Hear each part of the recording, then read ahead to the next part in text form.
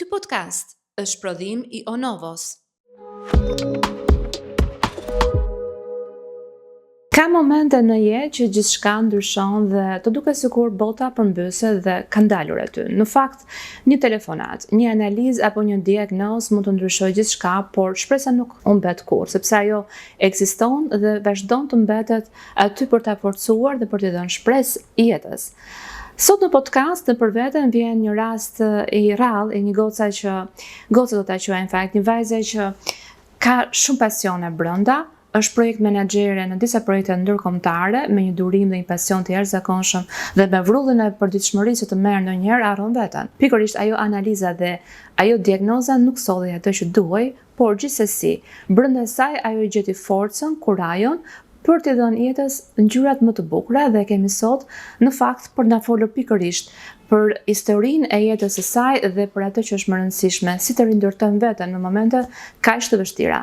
Mirë se na erdhe Teuta. Mirë se gjeta Santa. Faleminderit. Kënaqësi që të kem, e di pse sepse përveç se Teutën e kam nisur gruan e shtëpisë Onovos e mbyll me një Teut, një vajzë energjike, një vajzë që do jetën dhe vazhdon ta jetojë atë në mënyrën e saj, po me forcën e madhe për të rikthyer Teutën e dikurshme.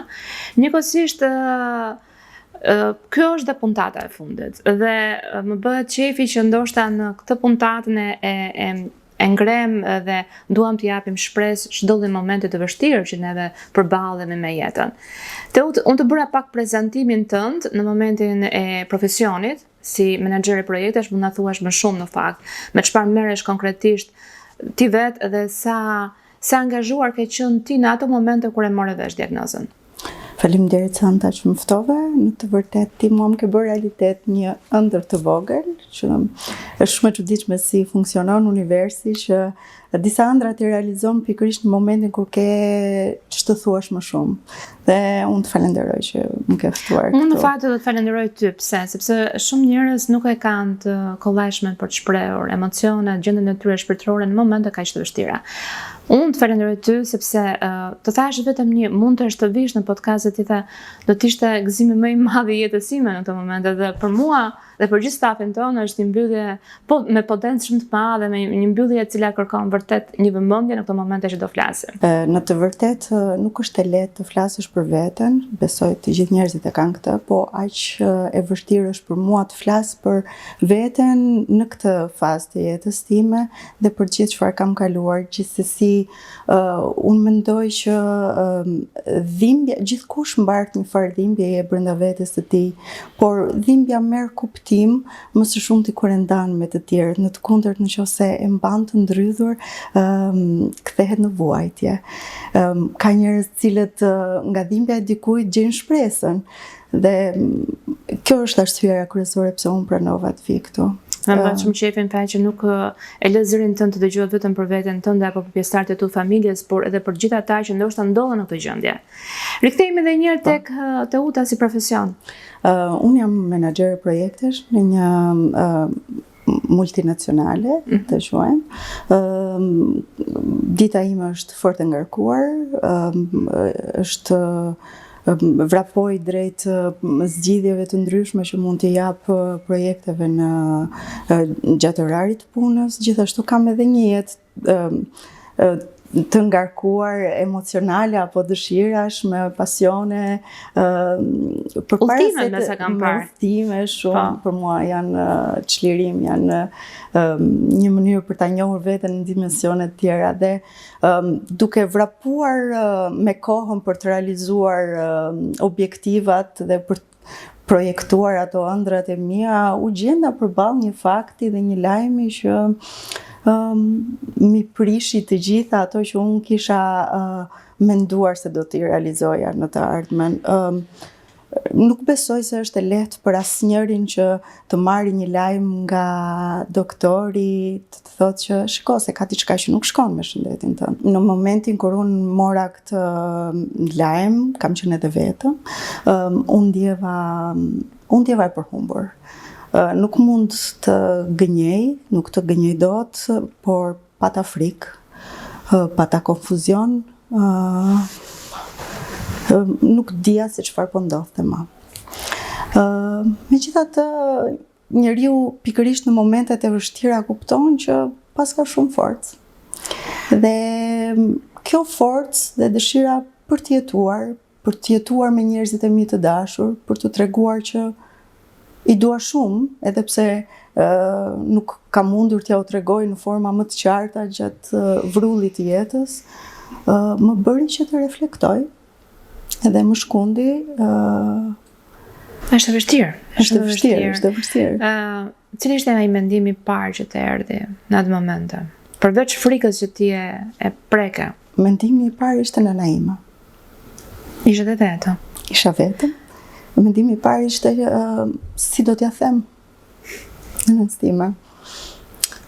Por ajo është një grua shumë e fortë. Në fakt të gjitha gratë e familjes tona, qoftë nga ana e nënës, qoftë edhe nga ana e babait, janë gra shumë të forta. Dhe e përballoj shumë se që unë shumë më mirë se unë e mendoja. Por ky ishte frika ime më e madhe. A guxove të merr njëri në atë moment apo u mbyllë në vetvete për të thënë që prit njërë ta mendoj, ta perceptoj në turin tim? Në fakt, detyra një doktori është të tregoj realisht çfarë ke, sepse është e drejta e gjithkujt të di në cilën si është jeta e vet, qoftë edhe ajo shëndetësore, dhe mua në fakt më tha në mënyrë të drejtë për drejtë, nga mjeku që më bëri ekon, që ke tumor dhe duhet të bësh analizat e mëteshme, duhet të bësh një MRI dhe të shohësh cila është gjendja jote dhe stadi i sëmundjes që ke. Sa po kam dalë nga salla në cilën bëra ekon, isha e përhumbur dhe personi i parë që kam telefonuar ka qenë daja im. Daja im i vogël, ai është një mbështetje shumë e madhe në këtë rrugtim.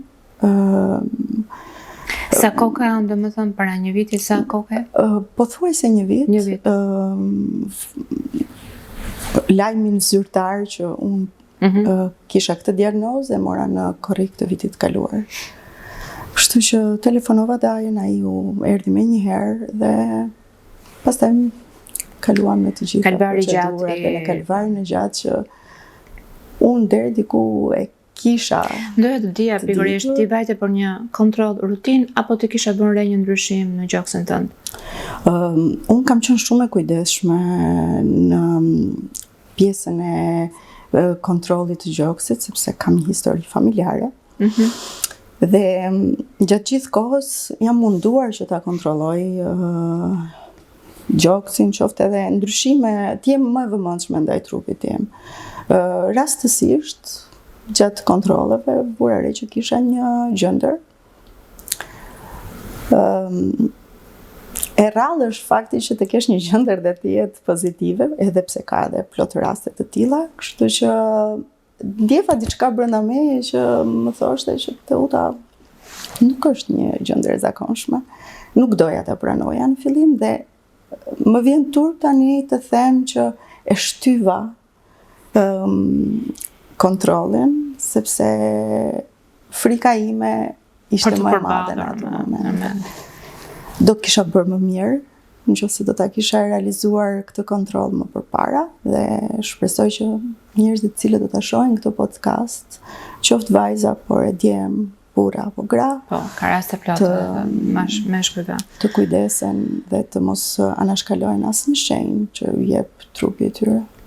Ky është një rast i trashëguar, themi, deri diku është në pemën familjare ku një rast i një të afërmi apo të mamas, po kemi pa dëgjuar dhe raste të hallave, tezeve që normalisht kanë një sinjal që duhet të jesh akoma më kujdesshëm në kontrollet që ti bën.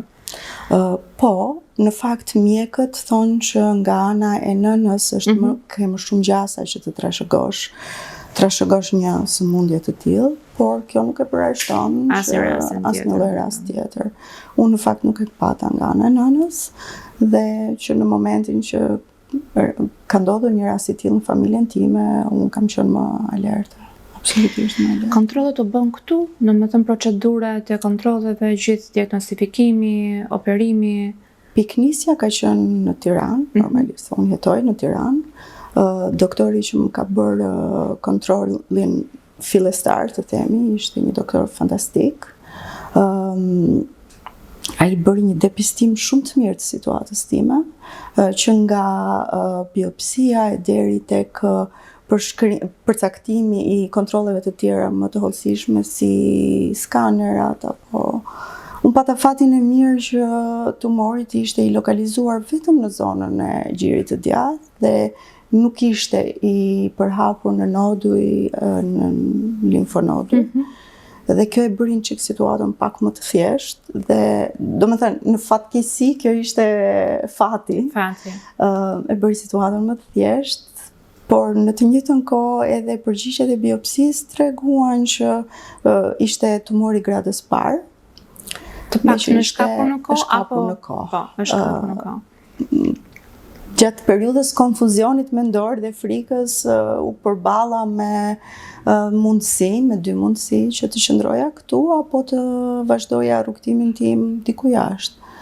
Pata një mundësi që të shkoja në Itali, në Torino, dhe që nga i moment çdo cikël të gjithë këtij rrugtimi unë e kam realizuar në Itali, në Institutin e Kërkimit të Tumoreve në Candiolo, kam bërë operacionin dhe pastaj kam vazhduar të gjitha fazat e tjera, qoftë nga kemioterapia edhe vizitat sipas protokollave. Ndoshta është e bukur, po cili ka qenë momenti më i vështirë i këtij rrugtimi nga ana fizike? Ndoshta kemio kur ti shikon ndryshime të jashtëzakonshme në pamjen tënde, rënja e flokëve, dhimbje që ke kaluar patjetër nga operimi. Cili ka qenë nga këto momentet më të vështira? Apo më shumë është ana psikologjike që gjithmonë mbetet si reja mbi ty dhe ajo të mundon ndërkohës? Njerëzit nuk paraflasin shumë për shqetësimin dhe për ngërçin emocional dhe psikologjik që u jep sëmundja. Përqendrohen më shumë tek çështja fizike, tek kurimi fizik, por unë mendoj që këto shkojnë paralelisht në njëra tjetrën. Trupi dhe shpirti dhe mendja kanë kanale të jashtëzakonshme komunikimi, të cilat neve ende nuk i kemi zbuluar dhe do ishte shumë mirë të zbulonim, sepse do ishte më thjesht për ne të shëroheshim. Unë kam pasur një sfidë emocionale, ashtu dhe fizike, pas operacionit, shenjat të cilat të lë operacioni nga ana fizike flas, sepse unë nuk e kam të rindërtuar ende pjesën e gjoksit, jam ende në fazën e ndërmjetme, më krijuar një shok emocional të madh, por pata fatin që pas operacionit të kisha mundësinë që të më rekomandoheshin disa takime psikoterapike nga një psikologe e spitalit në cilën unë nuk bëra operacion dhe ajo më ka ndihmuar jashtëmase, doktoresha më ka ndihmuar jashtëmase shumë për të kanalizuar frikrat e mia, për të qetësuar veten time dhe për ta pranuar veten ashtu siç jam. Është më vështirë më shumë tek femrat se në këto momente ke the frikën e humbjes së femininitetit. Nuk e shem me veten si më përpara. Mendon, a do më duan të tjerët më vonë? Sa do ndikoj kjo pamja ime? Ke një rrëmuj ndjenjash të cilat në qoftë se nuk arrin të qetësohen dhe të drejtohen, të gryen për brenda. Nuk them dot që e kam kaluar tërësisht të rrëmujën e ndjenjave, vazhdoj ende të luftoj çdo ditë me një ndjesi të re, por pata shansin që ta kapja veten time në dorë dhe të kuptoja që bukuria nuk është vetëm në trupi, është edhe tek mënyra se si sillesh, se si e përjeton diçka, sa e fortë je. Edhe gjatë kemioterapisë pati momente të vështira për mua, sidomos tek rënja e flokëve. Unë e kam mbajtur për një kohë të gjatë flokët e shkurtër, nuk është se ishte e re për mua diçka e tillë, por jo aq të shkurtër sa mund t'i japi një sëmundje. Kur nuk e filluan të harroj bien momentin që filluan të binin shumë dhe aty thash, okay, duhet ti shkurtoj shumë fare që të mos i shoh më. Dhe kështu ndodhi, kaluan ciklet, njëri cikli pas tjetrit të kemioterapisë. Sa kemio bëra? Bëra 4 cikle të kemioterapisë. Në fillim mu tha që nuk ishte nevojshme të bëja një kemio, por në sallën operatore, ndoshta edhe pasaj, mjekët vuan re që isha në një zonë gri dhe quan mostrat e mia të tumorit për një analizë më të thellësishme në Kaliforni, më duket, për të parë dhe përgjigjen e onkotypit. Nga përgjigja u vërtetua që isha në këtë zonë ngri, që kemioterapia nuk ishte detyrueshme, por ishte e këshillueshme, dhe mu la një periudhë kohe që ta vendosja vetë. Dhe kjo ka qenë një periudhë tjetër shumë e vështirë për mua, pasi mora vesh lajmin e tumorit. Kjo ka qenë periudhë goxha e vështirë sepse duhet vendosja vetë dhe askush. Domethënë, mund të merrje pilul, të mëj kokor, apo mund të bëje këtë kemion? Jo, kokrat janë të padiskutueshme. Që vazhdoj. Është një trajtim që do bëhet për disa vite. 5 deri 7 vite, të shpresojmë që të jetë 5. Por trajtimi me kemioterapi është një formë tjetër në mënyrë parandaluese për 10 vjeçarin e ardhshëm. Sa kohë të la ato ditë për të vendosur? 2 javë. Brenda 2 javës duhet vendosja të bëja kemioterapinë apo jo, dhe unë pata edhe një problem tjetër sepse unë nuk jam nën. Dhe duhet të vendosja çfarë duhet bëja, nëse do të o konsultove në atë moment me ndonjë? U konsultova me shumë njerëz, me familjarë, me time motër, me doktorë të tjerë. Deri arrita ta realizoja që të bëja ngrirjen e vezëve. Në mënyrë që më vonë të isha dhe më i qetë për të kryer trajtimet. Pata fatin që brenda këtyre 2 javësh më realizuan të gjitha, ashtu sikurse unë vetë personalisht nuk do t'i kisha bërë dot. Qa të mësoj gjithë kjo gjë? Domethënë, qa të mësoj fakti i përballjes me një sëmundje kaq të vështirë dhe kaq të përhapur kohët e fundit? Kush ka qenë Teuta para kësaj gjëje, para korrikut të 2025-s? Teuta para korrikut të 2025-s ka qenë një vajzë që nuk e ka jetuar shumë të tashmen. Pavarësisht se kam thënë që unë jetoj të tashmen, jam me lumtur. Ishte një vajzë që më shumë projektonte të ardhmen dhe punonte për të ardhmen se sa për të tashmen, duke tentuar që të arrinte qëllime pas qëllimesh, pa shijuar momentet më me vlerë, qoftë momentet më me vlerë me familjen, qoftë një kafe të shkurtër dhe shumë të thjesht me një mikesh, qoftë edhe një të dalë për të vallëzuar. Kam qenë gjithmonë në luftë me kohën dhe e kuptova që me këtë gjë, që me këtë diagnozë që pata, e kuptova që njeriu duhet të di të ndalojë ndonjëherë. Më bëri të ndaloj, të reflektoj, të shoh, të kuptoj çfarë ka realisht rëndësi në jetën time. Kush ka rëndësi në jetën time. Kjo situatë më vërtetoi shumë njerëz që më kanë dashur dhe unë nuk e dija. Më vërtetoi edhe njerëz të cilët nuk kanë pasur rëndësi, aq sa unë nuk kam dhënë. Më ka ndryshuar tërësisht konceptin për jetën.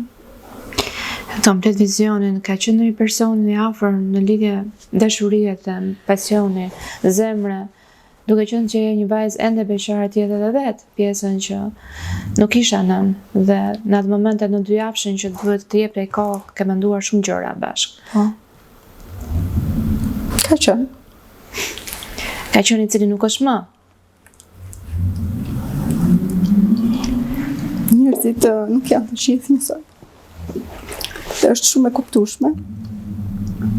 Disa janë më të fortë për t'i përballuar gjërat dhe për t'i pranuar. Të tjerë mbeten mbyten atë që u ofron jeta dhe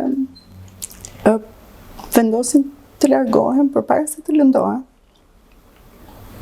Nuk u bë faj. Si o të sheshe zgjedhjen që ka bërë? E falenderoj sepse ka qenë një nga personat që më dha më shumë mbështetje në fillim fare, duke më prezantuar me mundësinë për të kuruar jashtë. Dhe s'kam asnjë lloj përsie ndaj tij. Ky podcast dije që do ishte me të qarta me këto. Gjithsesi, E qara nuk është është pjesë e dhimbjes, por nuk është mungesë force. ti kë karakterizon sot si mungesë force, par nga këndvështrimi yt sot tani? Mos pranimin e faktit. Unë mendoj që kjo është mungesa e forcës. Duhet të pranojmë situata në të cilat gjendemi dhe të pranuarit nuk do të thotë që të biesh dakord, do të thotë ta pranosh dhe të gjesh një zgjidhje. Unë arrita ta pranoj, nuk e di nëse kam zgjedhur zgjidhjen. Kjo i mbetet viteve në vazhdim.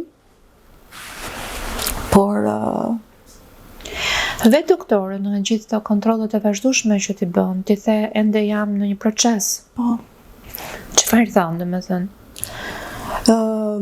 sot jam në një moment cancer free, domethënë totalisht e pastër nga ana onkologjike. Dhe jam në një fazë të ndërmjet me rikonstruksioni dhe normalisht duhet të ndjek procedurat për të qenë e sigurt në të ardhmen. E ardhmja nuk i dihet asnjëherë. Jo është e vërtetë. Shpresojmë që do jetë shumë e bukur se kaq. Unë jam e sigurt. Unë jam e sigurt që edhe kur ta shikosh pas disa vitesh të podcast, do kesh një kujtim të asaj periudhe, po jo për par nga ana negative të sëmundjes, po të shpresës dhe forcës që ka gjetur brenda vetes. Nuk e di nëse ke lexuar dhe librin e Emira Kazhanit. A e gjetë veten ti aty? Po, e kam lexuar. E kam lexuar në një nga seancat e kemioterapisë, kur rikthesha pas seancave në Shqipëri. E kam lexuar në avion në fakt, brenda një orësh e gjysmë. E kam gjetur veten time në çdo fjalë që Mira thot. Mira është një zonjë shumë e fortë. Dhe më vjen mirë që në ditët e sotme njerëzit po tentojnë të flasin, sepse Ta thonë, të ka shprehin. persona të tjerë të cilët gjenden në të njëjtën situatë dhe duan të dinë që ka dhe të tjerë që gjenden po në të situatën që ata gjenden. Çdo fjalë që Mira ka shkruar te libri i saj, unë e gjej vetëm. Në çdo fjalë. Gjatë kësaj periudhe të shkoje ardhe në Italia, ke punuar, domethënë, ke menduar që ka qenë gjëja më e mirë të paktën të mbasësh mendjen, apo ke bërë një stop dhe ke thënë po reflektoj dhe të ndalem që? Unë kam punuar deri 4 ditë para se të bëja operacionin.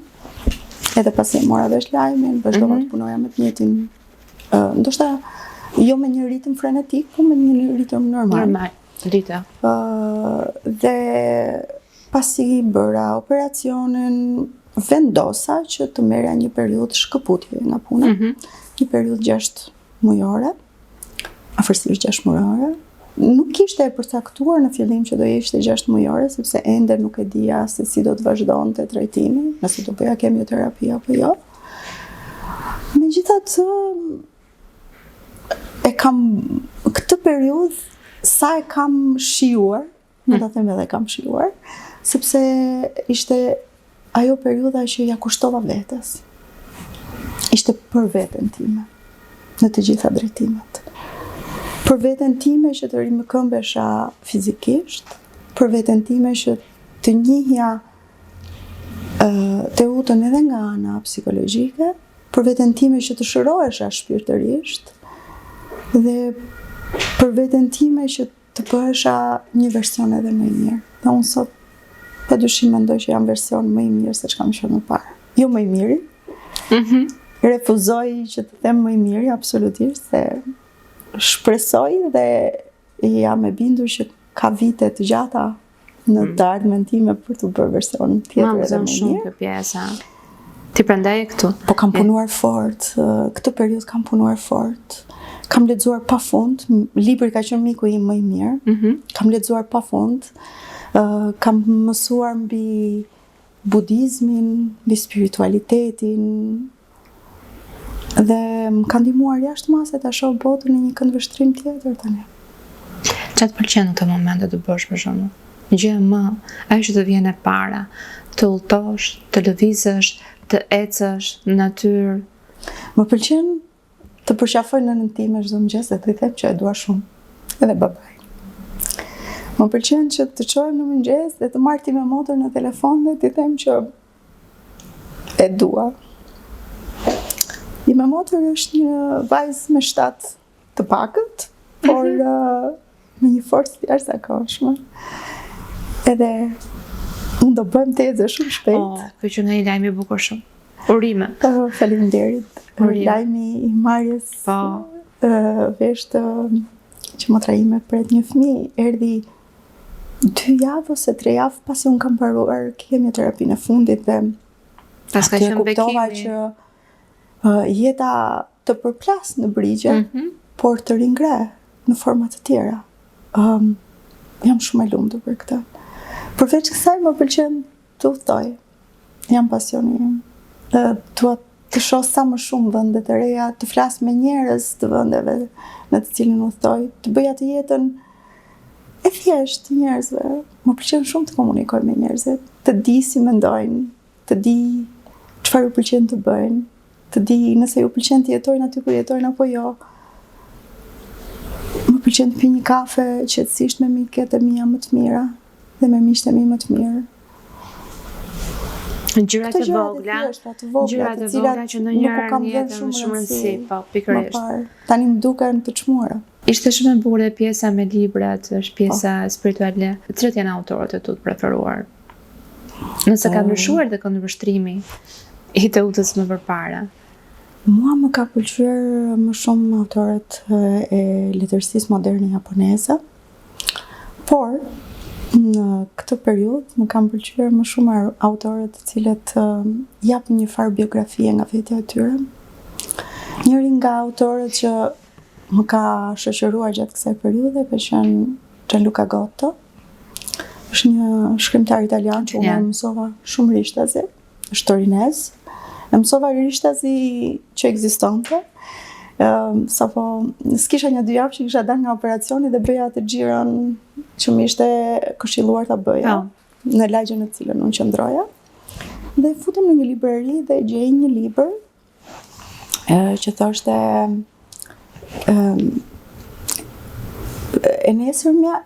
agimi së nesërmes do jetë më i bardhë.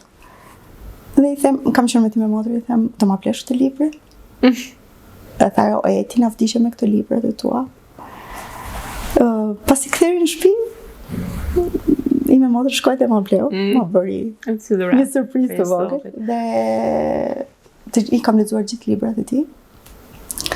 Dhe ai tregon jetën e vet nga ana spirituale në të gjithë këto librat dhe unë e gjeta shumë veten tek ajo. Libri nuk mund të themi që është një gjë e vogël, libri është një gjë e madhe. Por janë disa gëzime në jetë që ndonjëherë për shkak të kohës, efekti i kohës janë shkalojmë shumë gjëra, edhe atë pirje në qetësi të kafes, një bisedë shumë e këndshme me shokut dhe shoqet e tua. Domethënë janë disa detaje të vogla të jetës që i marrim të mirëqenia. Thonë që gjithmonë shprehjet të vjetërve ndonjëherë na bëjmë balla dhe na vijnë përballë vetes në momente që themi po ka pas të drejtë. Cila ka qenë ajo shprehja që vërtet të ka bërë të mendoja që e pas kanë thënë të duhurën, por nuk e kam kuptuar.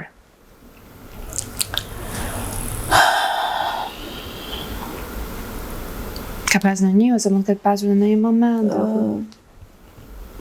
Mos u mbyt në punë.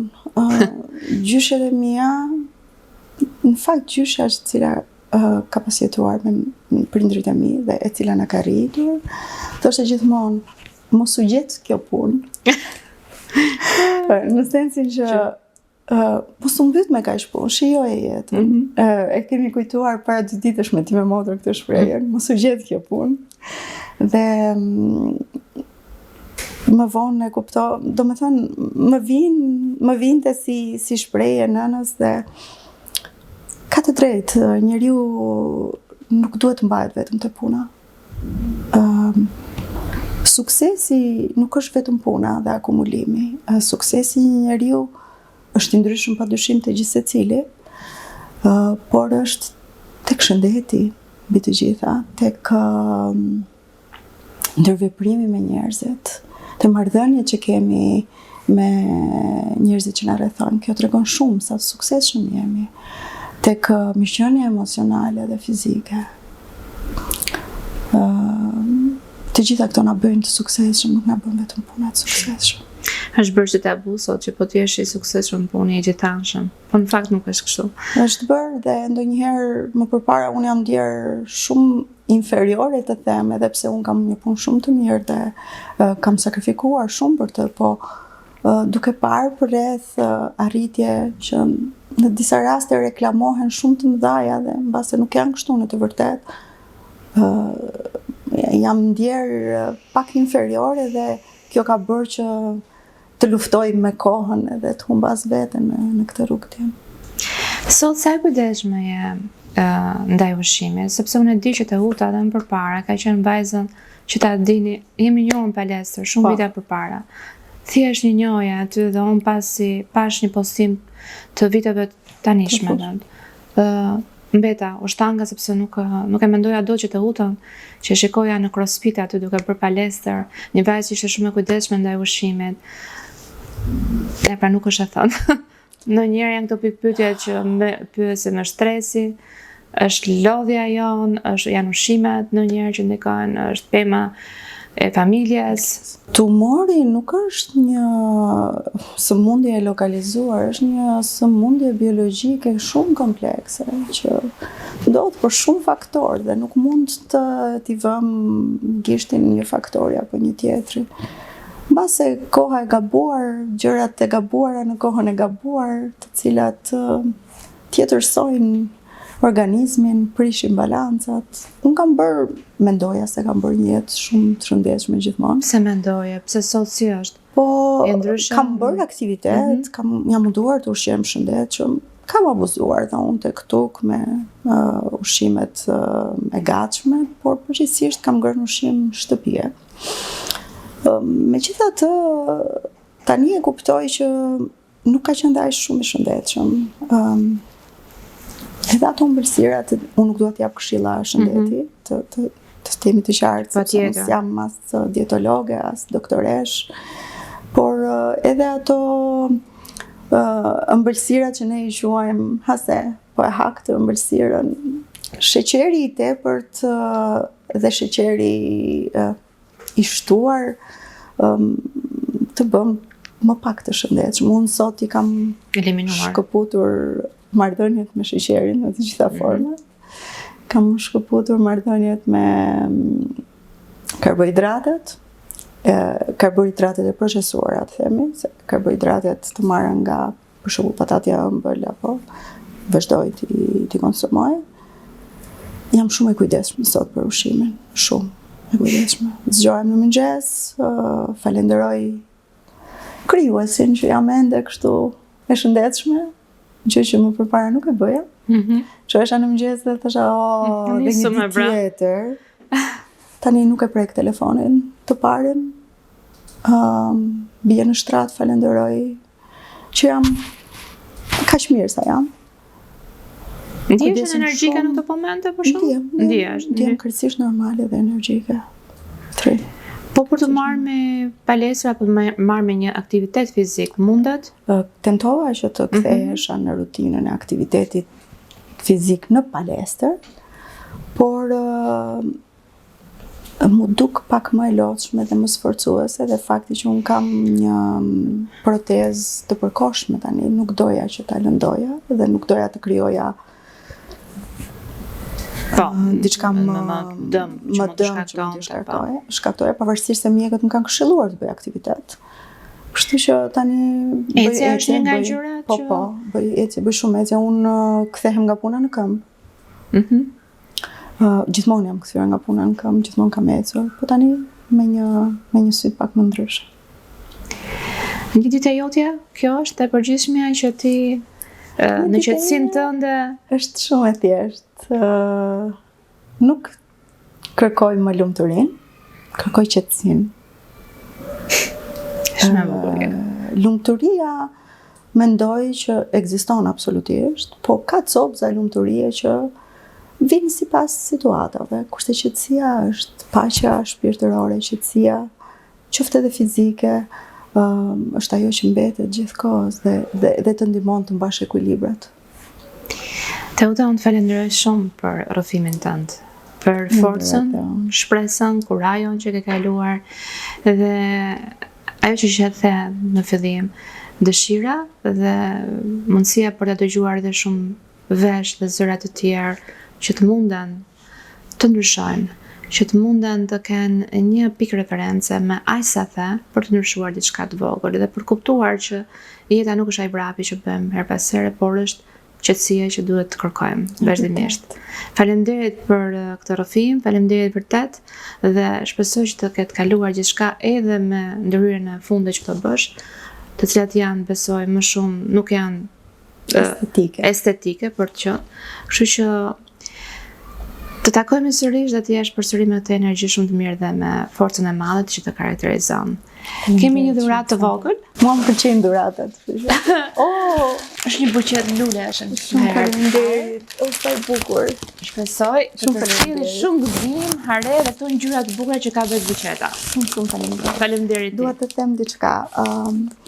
Dua të them gjithëve që më gjojnë të mos presin që të ndodhë diçka e madhe për të kujdesur për veten e tyre. As të mos presin të ndodhë diçka e madhe për të kujtuar njerëzit që kanë afër, t'i duan. T'ja u thonë për ditë që i duan, se jetës nuk i dihet, dhe të kujdesen shumë për veten e tyre. Ky ishte edhe episodi i fundit. Në fakt mbyllëm me shpresë dhe më bukur se kaq s'kishte si të ndodhte. Ndryshe, faleminderit gjithëve që na keni ndjekur, që na keni dhënë shumë këshilla, që na keni bërë like, komente her pas here në YouTube. Faleminderit Teutës, zonjës së shtëpisë Onovës që na bëri bashkë të gjithëve, më hapi dyert për këtë podcast. Kristinës që e du shumë, që është gjithmonë mbrapa, çunave operatorëve që janë gjithmonë këtu dhe mundohen vazhdimisht. Shpresoj të shihemi së shpejti në sezonin e dytë dhe një verë sa më të mbar.